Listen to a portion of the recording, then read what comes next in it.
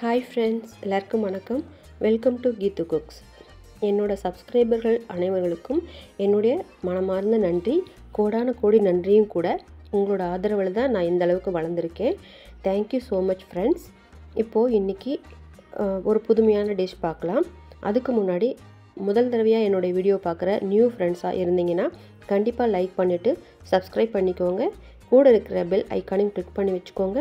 கண்டிப்பாக இந்த வீடியோ ஃபுல்லாக பாருங்கள். உங்களை போர் அடிக்க வைக்க மாட்டேன். குயிக்காக இந்த வீடியோ முடிஞ்சிடும். Please watch full video must friends. வாங்க இப்போது நம்மளோட ரெசிபிக்குள்ளே போகலாம். முருங்கைக்காய் சீசன் வரும்போது நிறையாவே நமக்கு சீப்பாக கிடைக்கும்.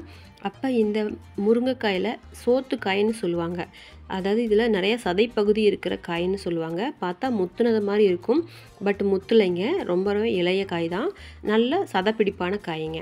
அந்த மாதிரி நமக்கு சீப்பாக கிடைக்கும்போது இந்த பிஞ்சு காய்களை வாங்கி நம்ம இந்த டிஷ் செய்யலாங்க. முதல்ல அதுக்கு எல்லா காயும் நல்லா வாஷ் பண்ணி கொண்டு வந்துடலாம். 2 பக்கமும் எட்ஜில் கட் பண்ணிக்கலாம். இந்த காய் முத்துனதாக இருந்தால் கட் பண்ணவே முடியாது. ஆனால் கத்தி வச்சு கேக்கு வெட்டும்போது எப்படி சாஃப்டாக உள்ளே போகுமோ அந்த மாதிரி இந்த காயை கட் பண்ணும்போது கத்தி உள்ளே போகுதுங்க. அந்தளவுக்கு பிஞ்சு காய் தான்.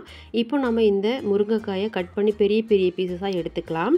இப்போது இதை நாம் ஒரு எம்டி குக்கரில் ஒரே ஒரு விசில் மட்டும் விட்டு எடுக்க போகிறோம்.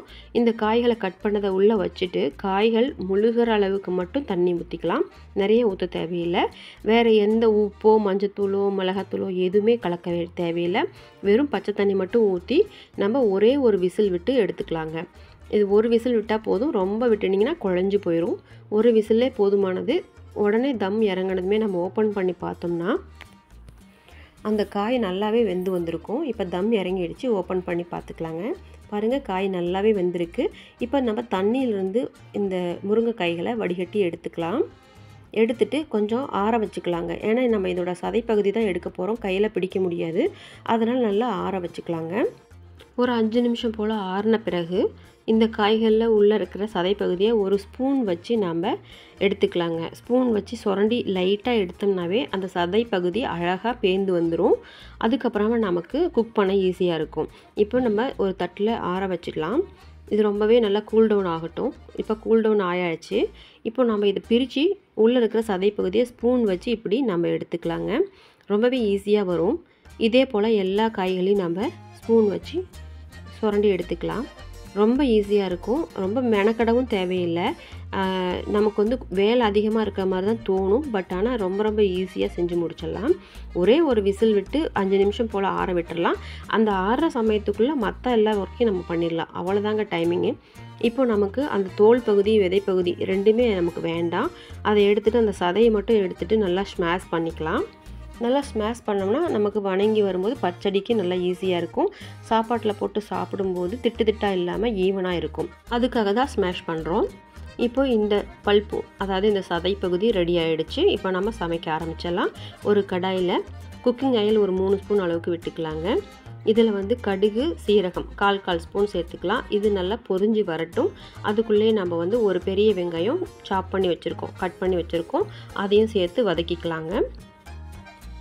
இது கொஞ்சம் வதங்கி வந்ததுக்கப்புறமா ஆனியன் பேஸ்ட்டு 1 கப் அளவு, அதாவது 2 பெரிய வெங்காயம், மீடியம் சைஸ் பெரிய வெங்காயத்தை எடுத்து நம்ம கட் பண்ணி அதையும் பேஸ்ட் பண்ணி வச்சுருந்தோம். அதையும் சேர்த்துக்கலாம். இந்த எண்ணெயிலே போட்டு அதையும் வதக்கிக்கலாம். கொஞ்சமாக ஃப்ளேமை குறைச்சி வச்சுக்கலாங்க. ஏன்னா தீயக்கூடாது பேஸ்ட்டு. அதுக்காக தான். இது கொஞ்சம் வதங்கி வந்ததுக்கப்புறம் 1 கப் அளவுக்கு தக்காளி பேஸ்ட்டும் சேர்த்துக்கலாம். அதாவது 2 மீடியம் சைஸ் தக்காளி அரைச்சா எவ்வளோ பேஸ்ட் வருமோ அந்த பேஸ்ட்டு அதையும் நம்ம ஆட் பண்ணி வதக்கி விட்டுக்கலாங்க. இப்போது கொஞ்சம் பிரிஞ்சு வந்ததுக்கப்புறமா எண்ணெய் பிரிஞ்சு வந்ததுக்கப்புறமா மசாலா சேர்த்துக்கலாம். 1/4 ஸ்பூன் அளவுக்கு மஞ்சள் தூள், 1/2 ஸ்பூன் அளவுக்கு காஷ்மீரி மிளகாத்தூள், 1 ஸ்பூன் அளவுக்கு சிக்கன் மசாலா தூள், 1/2 ஸ்பூன் அளவுக்கு மிளகாத்தூள், இந்த டிஷ்ஷுக்கு தேவையான அளவு உப்பு, இதெல்லாம் சேர்த்து மசாலாவோட பச்சை வாசனை போகிற வரைக்கும் நல்லா கொஞ்சம் வதக்கி விட்டுக்கலாம். எண்ணெய் பிரிஞ்சு வரட்டும். தீயை நம்ம குறைச்சே வச்சுக்கலாம். அப்படி இருந்துமே நல்லா வதங்கி வந்துட்டுருக்கு. இப்போது மசாலாவோட பச்சை வாசனை போயாச்சு. கொஞ்சமாக வதங்கி நமக்கு அந்த ரா ஃப்ளேவர் இன்னுமே கொஞ்சம் இருக்கும். அதெல்லாம் போகிறதுக்காக 2 நிமிஷம் போல் மூடி வச்சு வேக விட்டுக்கலாம். இப்போது அதுவுமே போய் நல்லா எண்ணெய் பிரிஞ்சு வந்தாச்சு. இந்த ஸ்டேஜில் நாம் ஆல்ரெடி முருங்கைக்காயிலேருந்து பிரித்து வச்ச அந்த சதை பகுதி இருக்கு இல்லையா, அதை நம்ம சேர்த்துக்கலாங்க. இப்போது மசாலாவும் ஆல்ரெடி நல்லா வெந்து வந்தாச்சு. இந்த முருங்கை சதைப்பகுதியும் நல்லாவே வெந்து வந்தாச்சு. இப்போ ரெண்டும் மிக்ஸ் ஆனால் மட்டும் போதும். ஓரளவுக்கு நல்லாவே வதக்கி விட்டுக்கலாம். ரெண்டும் மிக்ஸ் ஆகி நல்லா வதங்கி வரட்டும். மசாலா இது கூட மிக்ஸ் ஆனாவே நமக்கு பச்சடி ரெடிங்க. இப்போ இதில் வந்து நமக்கு காரம் உப்பு எதுவும் பத்தலை அப்படின்னு சொன்னால் இந்த ஸ்டேஜில் நம்ம சேர்த்துக்கலாம். நான் டேஸ்ட் பார்த்தப்போ இதில் கொஞ்சமாக உப்பு மட்டும் கம்மியாக இருந்தது, அது மட்டும் நான் சேர்த்துக்கிட்டேன். கூடவே வந்து கொஞ்சம் பெருங்காயத்தூளும் ஆட் பண்ணிக்கலாங்க. ஏன்னா முருங்கைக்காய் வந்து எப்பயுமே வாயு பொருள் தான், அதனால் கேஸ்ட்ரிக் ப்ராப்ளம் வரக்கூடாது இல்லைங்களா, அதனால் கொஞ்சமாக பெருங்காயத்தூள் சேர்த்துக்கலாம்.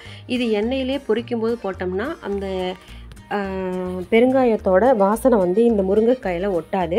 அதுக்காக தான் நம்ம கடைசியாக சேர்த்துக்கிறோம்.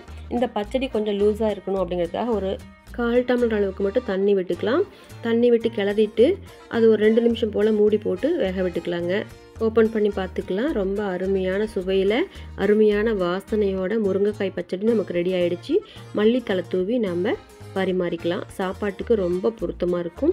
டக்குன்னு செஞ்சு முடிச்சிடலாம். அது போக நமக்கு தோசை செய்யும்போது மசாலா தோசையில் நம்ம உருளைக்கிழங்கு மசாலாவுக்கு பதிலாக இந்த மசாலாவை போட்டு நீங்கள் மொறுமொறுன்னு தோசை சுட்டு சாப்பிட்டு பாருங்கள்.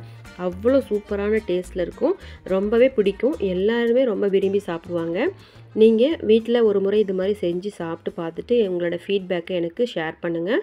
நான் கண்டிப்பாக உங்களுக்கு கமெண்ட் பண்ணுவேன். இது போல் வேறு என்ன இன்ட்ரெஸ்டிங்கான டிஷ் உங்களுக்கு வேணும் அப்படின்னு சொல்லி கமெண்ட் பண்ணாலும் நான் உங்களுக்காக ரிஸ்க் எடுத்து செய்கிறதுக்கு தயாராக இருக்கேன். ஃபர்ஸ்ட் டைம் நீங்கள் இந்த வீடியோ பார்க்குறவங்களா இருந்தால் கண்டிப்பாக லைக் பண்ணி ஷேர் பண்ணி சப்ஸ்கிரைப் பண்ணிக்கோங்க ஃப்ரெண்ட்ஸ். கூடவே இருக்க பெல் ஐக்கானையும் கிளிக் பண்ணி வச்சுக்கோங்க. என்னோட அடுத்தடுத்த வீடியோ உங்களை உடனே வந்து சேரும். நான் உங்களை அடுத்த வீடியோவில் மீட் பண்ணுறேன். Thank you, bye and take care.